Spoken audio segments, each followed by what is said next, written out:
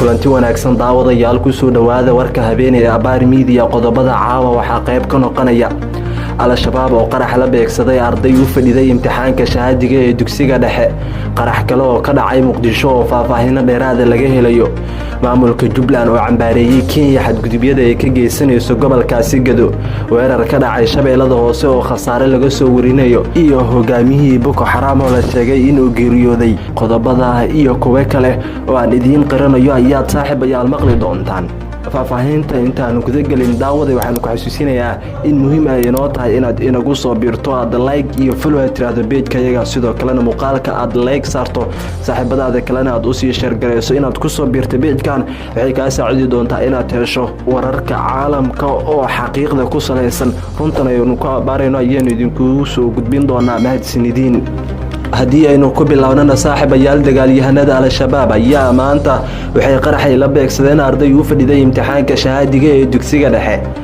wararka ka imaanaya magaalada Balcad ayaa sheegaya in qarax miinaha uu ka dhacay iskuul ku yaala magaaladaasi Balcad halka oo ardayda fasalka 8aad ay u fadhiyeen imtixaanka qaraxan oo ka dhacay afaafka hore ee dugsiga xilli ardaydu ay ku sugnaayeen taabuurka dugsiga oo diyaar garoobayeen gelista imtixaanka maanta la qaadayay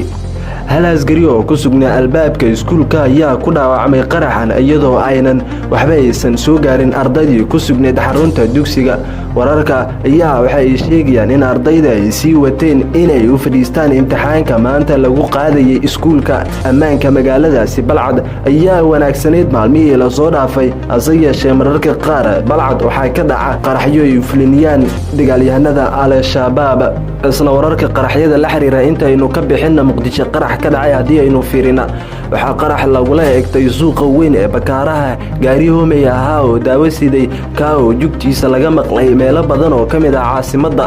qaraxa ayaa lagu soo xiray gaariga waxaana uu ka dhacay qaybta lagu iibiyo daawada ee suuqa Bakaaraha ee magaalada Muqdisho iyadoo dadku suuqaasi joogay ay dhabaqa jugta qaraxa si ay badankoodu ay maqleen khasaaraha ka dhashay qaraxa ayaa lagu soo koobay hal qof oo shacab ah kaasi oo dhaawac soo gaaray waxaana gaariga la qarxiyay ee hoomeyda ahaa uu waday daawooyin fara badan oo lagu soo raray taasoo uu waday goob lagu iibiyo daawooyinka burbur xoog leh ayaa soo gaaray gaarigii siday daawooyinka ciidamo ka tirsan kuwa booliska dowladda federaalka ee Soomaaliya ayaa si dhaqsi ah u gaaray goobta uu qaraxu ka dhacay isla markaana xiray aaga sidoo kalena halkaasi ay ka sameeyeen baaritaano la xiriira qaraxa ka dhacay suuqaasi magaalada Muqdisho ayaa waxa xilliyada qaarkood ka dhaca qaraxyo lagu soo xiray gaadiidka iyo sidoo kale kuwa ismiidaamin ah oo la beegsado goobo muhiim ah waxaana qaraxii ugu dambeeyay oo ka dhacay meel u dhow isgoyska X-Control afgooye ee Muqdisho